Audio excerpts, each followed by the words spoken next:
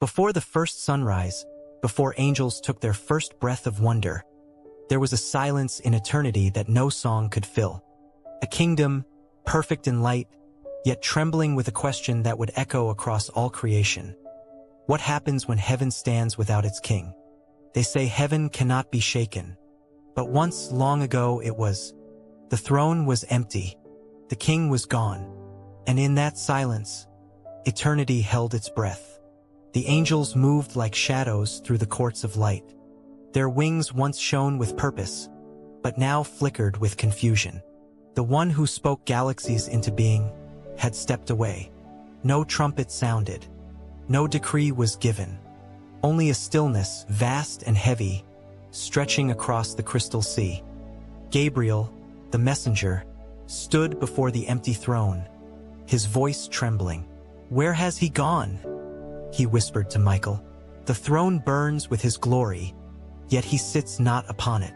Michael's gaze did not waver. "He has gone where kings should not go," he said softly. "Among men." A murmur rippled through heaven. Among men? Could it be true? The king, the eternal word, had left his throne to dwell in dust? And yet, somewhere beyond time, a child's cry pierced the night of Bethlehem. Heaven watched in awe as divinity clothed itself in frailty. The King of glory, wrapped in swaddling clothes, laid not on a throne of gold, but in a manger of straw. Angels could not comprehend it. How could the one who commands the storm now depend on a mother's arms? How could the infinite become finite, the eternal confined within time? Gabriel whispered, "Heaven without a king, and earth with God among them." And perhaps, for the first time, heaven learned to worship not from above, but from below, watching their king walk among the broken. But this divine descent was not absence. It was the greatest act of presence ever known. The empty throne was not a loss. It was a sign. The king had not abandoned his kingdom.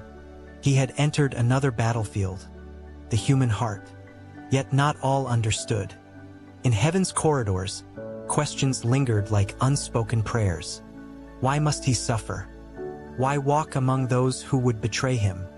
Why trade perfection for pain? And Michael, the warrior, looked toward earth with fire in his eyes. "This," he said, "is the mystery we were never meant to explain, only to witness." Time unfolded, and heaven watched as the king was rejected, wounded, and crucified by those he came to save. The skies darkened, the earth shook, and for a moment, heaven looked upon the cross and trembled again. The angels could not sing.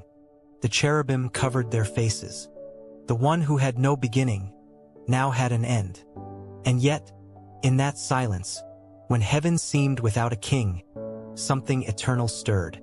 The third day, the stone rolled away, not by the hands of men, but by the breath of the Almighty. Light burst forth, so pure that even the morning star bowed. Heaven gasped, for the throne was no longer empty.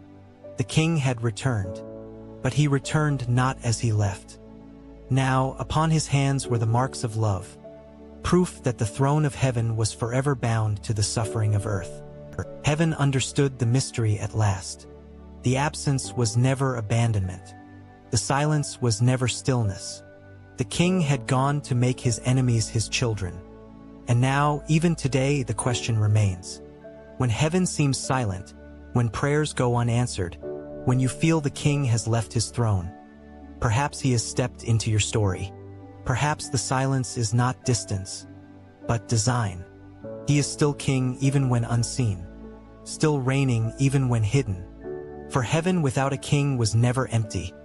It was waiting for the king to return with you in his heart. Heaven was never truly without a king. It was simply preparing for a greater kingdom, one where the throne of God would rest not in gold and fire, but within the hearts of those who believe.